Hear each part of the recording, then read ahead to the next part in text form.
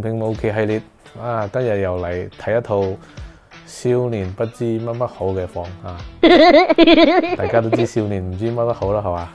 但係我細嗰時住嘅就係呢種房啊，細嗰時唔知呢種房好係嘛？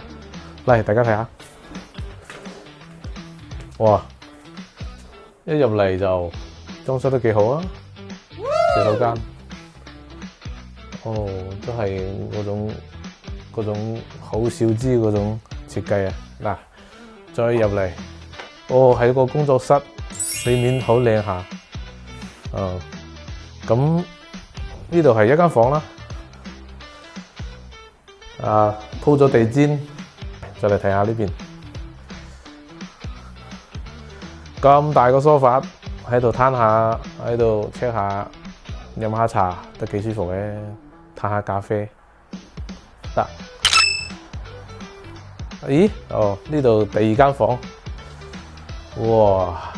呢間房咧就特別啦，成個房間就係一張床啊，好特別。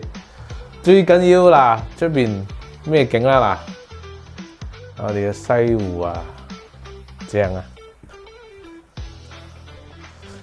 嚟，再嚟睇下，哇！標準一個陽台曬台，曬下太陽。OK， 就及下呢個廚房，啊 ，L 型都好大下。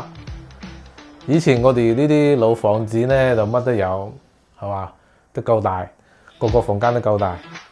呢套只要30幾個，啊，有需要聯繫我。哦，係啦，仲有2樓。我哋睇下2樓，哇！爭啲忘記咗，唉，嚟，我哋上嚟睇下2樓。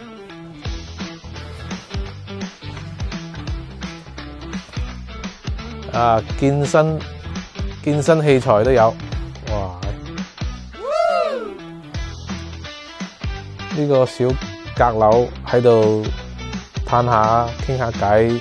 係嘛，做啲想做嘅嘢，係嘛，都冇問題。哇！呢度就勁咯，天台啊！試問而家邊間房有天台啊？得呢啲老房先有㗎。OK， 鍾意嘅話同我聯繫啊！